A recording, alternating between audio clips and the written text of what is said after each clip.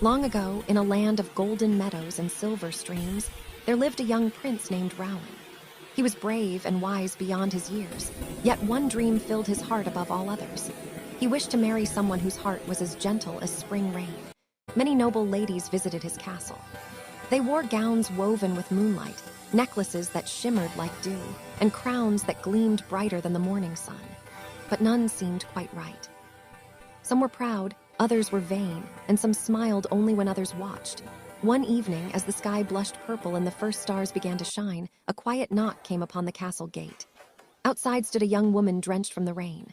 Her cloak was torn, her shoes muddy, and yet her eyes shone with warmth. "I am Princess Myra," she said softly. "My carriage broke upon the mountain road. Might I find shelter here for the night?" The queen, a wise and thoughtful woman, studied her carefully. "A princess, you say?" she murmured. "We shall see." That night the queen ordered a small pebble to be placed beneath 20 mattresses and 20 quilts in the guest chamber. "If she is truly refined in heart and spirit," said the queen, "she will feel it." Princess Myra thanked her hosts and climbed the towering bed. But no matter how she turned, something pressed uncomfortably against her back. She shifted, sighed, and tried to sleep, but could not. At dawn, her eyes were weary, yet she smiled politely when the queen entered. "How did you sleep, my dear?" asked the queen. "Oh," Myra replied gently, "I fear I hardly did.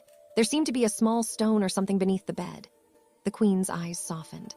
The prince, standing nearby, felt his heart stir, for only someone truly delicate of spirit could feel what others would not and yet speak of it without anger or pride. In the days that followed, the prince and Princess Myra spoke often. They rode through the gardens, shared stories by the fountain, and laughed beneath the cherry trees. He saw kindness in her eyes and courage in her words. Soon, they were wed beneath the golden banners of dawn. The kingdom rejoiced, for its prince had found not just a princess, but a true princess, one whose heart was pure and gentle. And as for the pebble, it was kept in a crystal box in the royal hall, a small reminder that true nobility lies not in crowns, jewels, or riches, but in the tenderness of the soul. And so they lived happily ever after,